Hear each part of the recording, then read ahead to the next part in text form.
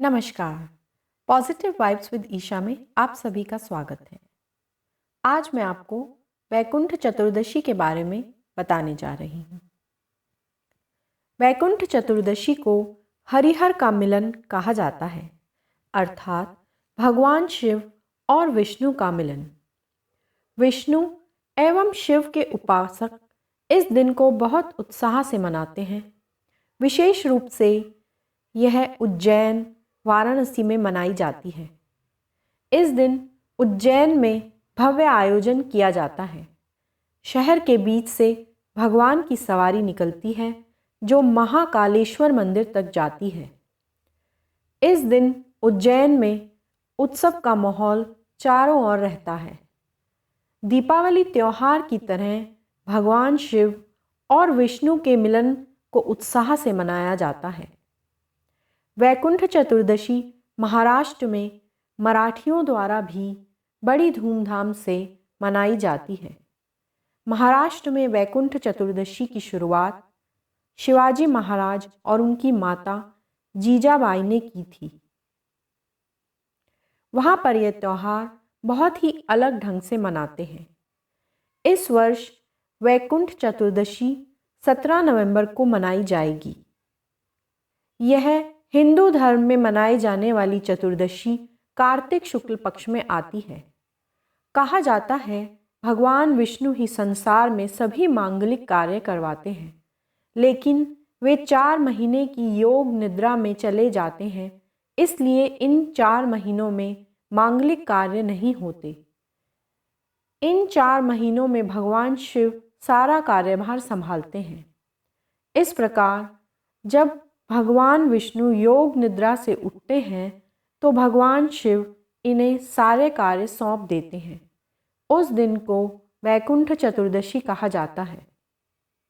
प्राचीन मान्यताओं के अनुसार एक बार विष्णु जी ने काशी में शिव भगवान को 1000 स्वर्ण कमल के पुष्प यानी फूल चढ़ाने का संकल्प किया। भगवान शिव ने विष्णु जी की परीक्षा लेने के लिए सभी में से एक स्वर्ण पुष्प कम कर दिया। पुष्प कम होने पर विष्णु जी अपनी कमल नयन आँख को समर्पित करने लगे। तभी भगवान शिव उनकी यह भक्ति देखकर बहुत प्रसन्न हुए तथा प्रकट होकर कहा कि कार्तिक मास की इस शुक्ल पक्ष की चतुर्दशी वैकुंठ चौदस के नाम से जानी जाएगी। भगवान शिव विष्णु जी को सुदर्शन चक्र भी देते हैं। माना यह भी जाता है कि इसी दिन महाभारत के युद्ध के बाद उसमें मारे गए लोगों का भगवान श्री कृष्ण ने श्राद्ध करवाया था, इसलिए इस दिन श्राद्ध तर्पण कार्य करने का भी विशेष महत्व होता है। साथ ही वैकुंठ धाम को प्राप्त करने के लिए लोग इस दिन विधि विधान से पूजा करते हैं। इस दिन उज्जैन में भव्य यात्रा निकाली जाती है जिसमें ढोल नगाड़े बजाए जाते हैं। लोग नाचते हुए आतिशबाजी के साथ महाकाल मंदिर जाकर बाबा के दर्शन करते हैं। वाराणसी के विष्णु मंदिर में भव्य उत्सव होता है। इस दिन मंदिर को वैकुंठ धाम जैसा सजाया जाता है। विष्णु सहस्त्रनाम का पाठ किया जाता है। इस दिन उपवास रखा जाता है। पवित्र नदियों में स्नान किया जाता है, इससे सभी पापों का नाश होता है। गंगा नदी के घाट पर दीपदान किया जाता है। ऋषिकेश में गंगा किनारे एक बड़े तौर पर दीपदान का महोत्सव होता है। इस दिन लोग पूरे वर्ष के लिए एक बड़े दीपक में 365 बाती एक साथ जलाते हैं। वाराणसी में काशी विश्वनाथ मंदिर में इस दिन विशेष आयोजन होता है। वैकुंठ चतुर्दशी के दिन ये वैकुंठ धाम ही बन जाता है। इस दिन विष्णु जी की प्रिय तुलसी की पत्ती को शिव जी को चढ़ाते हैं और शिव जी की प्रिय बेल पत्ती को विष्णु जी को चढ़ाते हैं। वैकुंठ चौदस महाराष्ट्र में भी उत्साह से मनाई जाती है। यह उत्सव शिवाजी के काल से चला आ रहा है। शिवाजी की माता जीजाबाई पूरे रीति रिवाज के साथ वैकुंठ चतुर्दशी मनाती थी।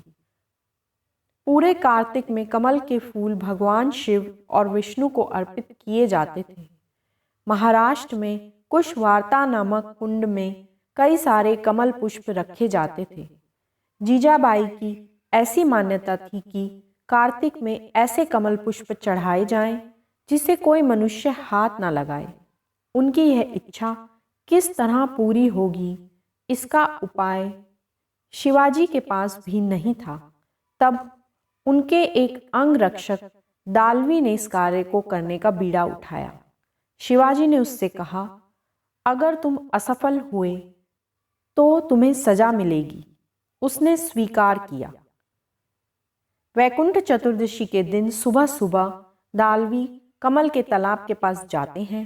दालवी के इस कार्य को देखने के लिए आसपास के बहुत से लोग इकट्ठा हो जाते हैं।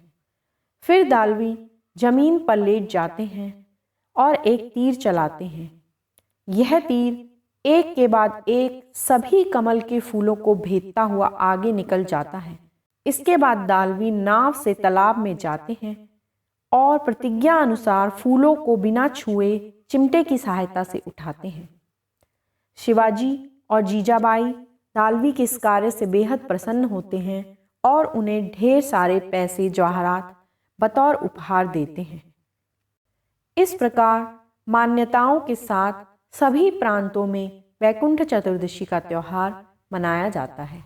आप सभी को मेरी ओर से वैकुंठ चतुर्दशी की हार्दिक शुभकामनाएं। धन्यवाद।